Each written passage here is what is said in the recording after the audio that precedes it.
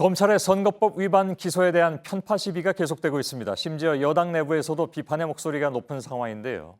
JTBC는 19대 총선 당시 기소된 현역 의원 사건을 모두 찾아서 이번 기소 내용과 비교를 해봤습니다. 먼저 이번 20대에는 33명 가운데 더불어민주당 등 야권이 22명으로 3분의 2입니다. 새누리당은 11명인데 이른바 주류인 친박계는 3명뿐이었습니다. 그렇다면 19대 총선 당시를 보죠. 모두 30명이 기소됐는데 여야가 각각 14명씩이었습니다. 새누리당 14명 가운데 친박계 의원 6 내지 7명 선이었죠. 자, 검찰은 여야 숫자가 중요한 것이 아니라 법적으로 문제가 되는가 이것이 문제다라고 얘기를 하고 있습니다. 김수남 검찰총장도 누가 비박인지 친박인지도 모른다 이렇게 얘기를 했는데요. 그렇습니다. 숫자만을 놓고 편파적이다 이렇게 비판할 수는 없는 문제죠. 그렇다면 내용면에서는 어떤가 이것이 중요하지 않겠습니까? 그래서 취재 기자와 함께 그 내용면을 한번 더 따지고 들어가 보겠습니다. 이서준 기자가 나와 있습니다. 자, 우리 우선 그 선거법 위반 사례들은 다양한데 20대 총선 선거법 사범 수사와 관련해서 허위 사실 공표 혐의가 특히 논란이 되는 것 같네요. 그렇습니다. 더불어민주당 추미애 대표, 그리고 박영선 의원, 그리고 새누리당 이정현 대표와 선관위가 재정 신청을 한 김진태 의원 등이 허위사실 공표 혐의로 수사를 받았습니다. 객관적 사실뿐만 아니라 단순한 과장인지 또 사실이라고 믿을 만한 상당한 이유가 있었는지 등 판단을 해야 될 쟁점들이 많아서 실제 재판에서도 다툼이 많은 부분입니다. 검찰이 어떻게 판단했는지 구체적으로 내용을 좀 보죠.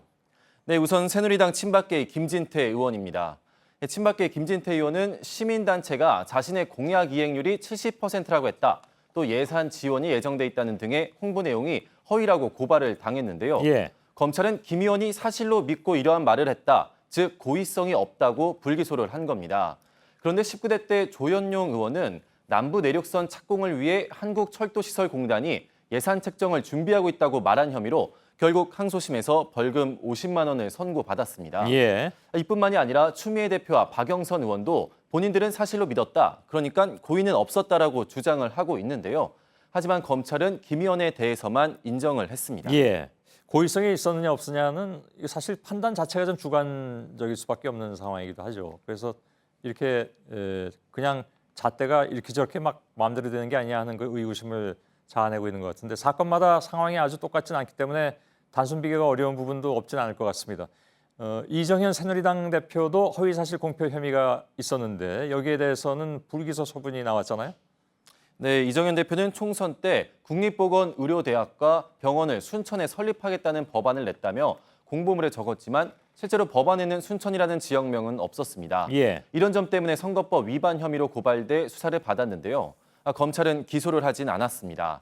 이 대표가 법안 관련 토론회 등에서 기존에 의과대학이 없는 지역의 예로 순천을 자주 들었기 때문에 허위로 볼 수 없다고 판단을 한 겁니다. 그런데 허위 사실뿐만이 아니라 선거를 앞두고 지역구에 기부를 하는 위반 사례도 많은데 이 부분도 19대하고 20대를 비교해보면 차이가 납니까? 일단 새누리당 홍철호 의원이 대주주로 있는 식품회사가 지난 1월 설날을 맞아 홍 의원 지역구 경로당에 생닭 10,000마리를 돌려서 선관위가 수사 의뢰를 했습니다. 근데 검찰은 매년 하던 행사여서 선거와 관련이 없다며 불기소를 했습니다. 하지만 이번 사건의 쟁점은 이전에는 복날에 하던 걸 이번에 갑자기 총선 전인 설에 돌렸다는 점인데요. 검찰은 10년 전에도 설에 돌린 적이 있다는 홍 씨 주장을 그대로 인정을 했습니다. 그런데 19대 때 고 성완종 전 경남기업 회장은 선거 3개월을 앞두고 서산 장학재단을 통해 무료 음악회를 열고 1,000만 원을 자유방법연합회에 기부했습니다. 음악회의 경우 선관위의 유권 해석을 받아서 진행을 했던 건데 검찰은 그럼에도 이 부분 역시 기소를 했습니다.